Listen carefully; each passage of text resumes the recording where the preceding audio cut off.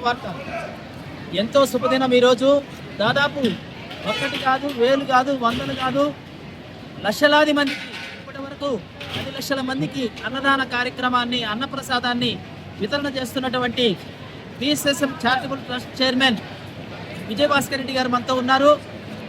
రోజుకు కనీసం ఎంత లేదన్నా 40 నుంచి 50 వేల మందికి అన్నదాన గురుప్రసాదం వితరణ జరుగుతుంది. తిరుమల తిరుపతి దేవస్థానం తర్వాత అత్యధిక సంఖ్యలో అన్నప్రసాదాన్ని వితరణ చేస్తున్నటువంటి ఏకైక ట్రస్ట్ పిఎస్ఎస్ఎం. ఆ పిఎస్ఎస్ఎంకి సంబంధించి ఇంతమందికి రుచికరమైనటువంటి ఆహార పదార్థాలని ఏ విధంగా అందజేస్తున్నారు, ముఖ్యంగా గురూజీ బ్రహ్మశ్రీ పత్రిజీ గారికి సంబంధించి ఒక మాట అనేవాళ్ళు. ఏమంటారంటే, మనం వండినటువంటి ఆహార పదార్థాల్లో 10% మనసుగా మారుతుందని చెప్పనేవాళ్ళు.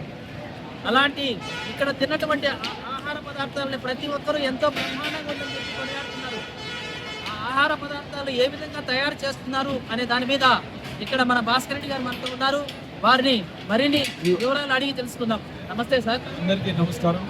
ముఖ్యంగా కడప వాసులు ప్రపంచ శాంతికి జరుగుతున్న ఈ పత్రిక జ్ఞానమాన్యం డిసెంబర్ 22 నుండి 30 వరకు బ్రహ్మాండంగా జరుగుతుంది.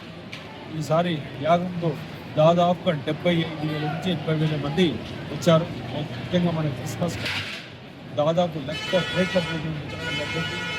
మొత్తం ఆల్ టుగెదర్ ఈ 12-13 రోజుల్లో 8 లక్షల ప్లేట్ల జ్ఞాన ప్రసాదం వితరణ కూడా జరిగింది. ఎన్నో మారుమూల ప్రాంతాల నుంచి, ఎంతో రాష్ట్రాల నుంచి ఎంతో మంది ధ్యానులు రావడం, ఈ 11 రోజులు ఈ కార్యక్రమంలో పాల్గొన్నందుకు అందరి ధ్యానులందరికీ నా ఉదయపూర్వక నమస్కారం.